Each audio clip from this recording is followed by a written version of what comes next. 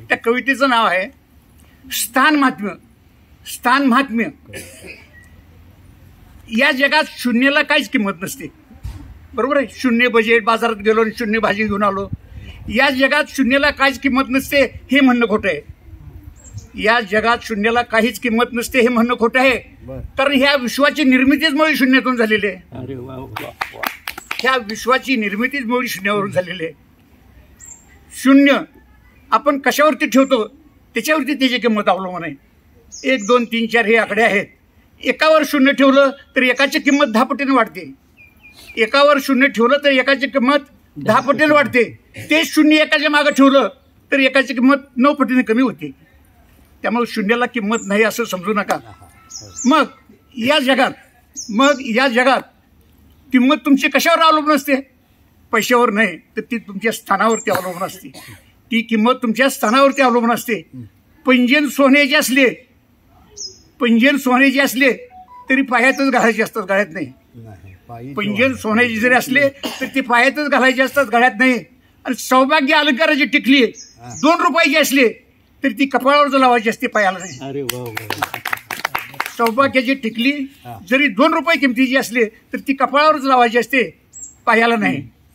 तसंच मंदिराचा कळस सोन्याचा जर असला तरी आपण मस्तक पायरीवर ठेवतो, कळसावरती नाही.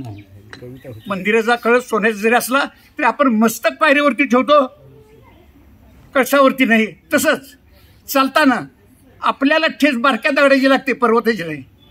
नाही म्हटले दत्ता येत असताना या कार्यक्रमाला सह्याद्रीला ठेच करून पडला नाही, तो वेगळाच प्रश्न आहे. त्यामुळं प्रत्येक वस्तूची किंमत पैशात मोजायची नसते, ती त्याच्या स्थानावरती मोजायची असते. या समारंभाचे अध्यक्ष आणि खटाव तालुक्यातले लेखनी भादर माझे मावळे आणि मावळीनो, मला अशी विनंती करायची आहे की मी भूगोलात वाचलं होतं की खटाव तालुका दुष्काळी भाग आहे, पण तो साहित्याच्या दृष्टीने इतका सुकाळी भाग असेल हे मला इथं तुमच्या बरोबर आल्यानंतर मला समजलं. आणखी त्यातली त्यात महत्वाची गोष्ट म्हणजे की हे साहित्यिक लपून राहिले होते आजपर्यंत. त्यांना उजेडात आणण्याचं ज्याने काम केलं ते माझे मित्र डॉक्टर जयवंतराव अवघडे आडनाव असून देखील त्यांनी हे काम इतकं सोपं केलं. त्यामुळे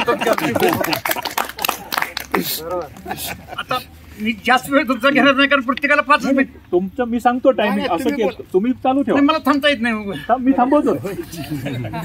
प्रतापराव घाडगे. मला इतका आनंद एवढ्यासाठी झालाय की तुमचं साहित्य वाचल्यानंतर मी पदार्थ आहे हे मला आज समजलं.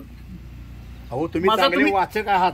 माझा तुम्ही चांगदेवच केलाय. चांगदेव माहिती आहे ना, चांगदेव महाराज 1400 वर्ष जगले. आणि ते एकदा ज्ञानेश्वराला भेटण्यासाठी आळंदीला आले. त्यांनी पत्र लिहायला घेतलं की चिरंजीव ज्ञानेश्वर. त्यांना पुढे काय सांगताच येणार की चिरंजीव ज्ञानेश्वराला आशीर्वाद द्यावा का कौतुक करावं हे त्यांना समजेनात.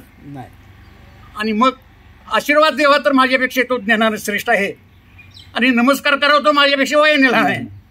माझी तीच अवस्था झालेली आहे की तुम्हाला आशीर्वाद देण्याच्या लायकीचा मी नाही. माझ्यापेक्षा तुमचं साहित्य नक्कीच सरस आहे हे मोकळ्या मनाने मी कबूल करतो.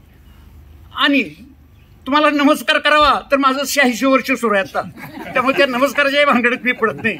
पण हे जे पत्र मी लिहिलेलं आहे चांगदेवासारखं ज्ञानेश्वराला, म्हणजे आपल्या अवघडे सरांना, की हे पत्र तुम्ही नंतर वाचून दाखवा, त्यात काय लिहायचं तुम्ही सांगणार नाही, ते ज्ञानेश्वरावरती मी सोपवून टाकलेलं आहे. योगायोग असतो. पहिलं अधिवेशन आपलं वर्धनगडच्या पायथीशी झालं, देवीच्या पायथीशी झालं, आणि हे दुसरं अधिवेशन यमाईच्या पायथीशी झालं. म्हणजे ह्या देवीचा काहीतरी आशीर्वाद असल्याशिवाय हे असं घडत नाही. आणि दुसरी गोष्ट अशी सांगायची आहे की वरुणराज तो तुमचं कधी ऐकत नाही, तो वरुण राजा, पण त्यांनी आपल्याला आज साथ दिली. मला तीच भीती वाटत होती की पाऊस पडायला लागला तर कुठं बसायचं, तोही प्रश्न त्यांनी आपला सोडवलेला आहे.